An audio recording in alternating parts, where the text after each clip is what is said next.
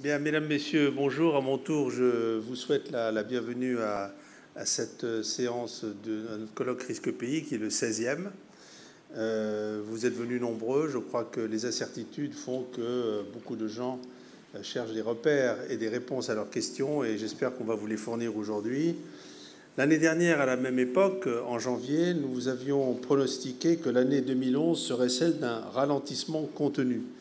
En effet, après la très belle année 2010, plus de 4% de croissance mondiale, succédant à l'annus horribilis 2009, en 2011, la croissance mondiale aura été de 3,1%, ce qui n'est pas exceptionnel, mais qui est quand même une bonne croissance, puisque on peut la comparer à celle des grandes années Greenspan 2002-2007, où la croissance mondiale était de 3,8.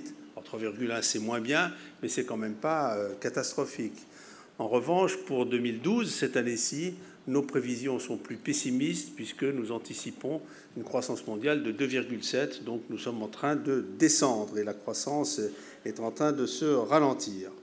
Alors pourquoi? Parce que on est dans une situation un peu paradoxale où les entreprises, depuis 2009, ont largement reconstitué leurs marges et se trouvent dans une meilleure santé financière qu'avant, mais en revanche où l'environnement économique dans lequel elles évoluent est plein d'incertitudes.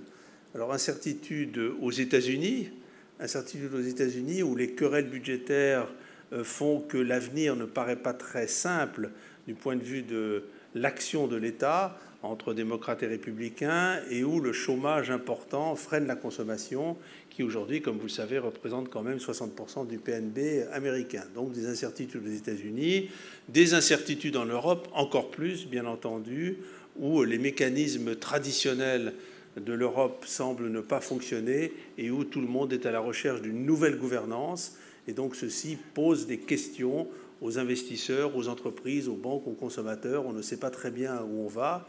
Et des incertitudes aussi dans les pays émergents, soit parce qu'il y a des révolutions ou des troubles politiques, Nigeria, Égypte ou ailleurs, soit parce que dans le plus grand d'entre eux, la Chine, on est en train d'assister à un virage à 180 degrés, où après avoir essayé de freiner la production et la consommation, les autorités chinoises sont en train d'essayer de faire l'inverse, donc des incertitudes partout.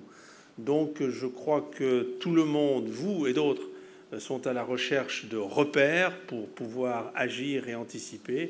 Et j'espère que la journée d'aujourd'hui vous apportera une partie des réponses que vous attendez. En tout cas, je vous souhaite une excellente journée. Je passe la parole tout de suite à Raphaël Kahn qui va diriger avec maestria, comme d'habitude, les débats.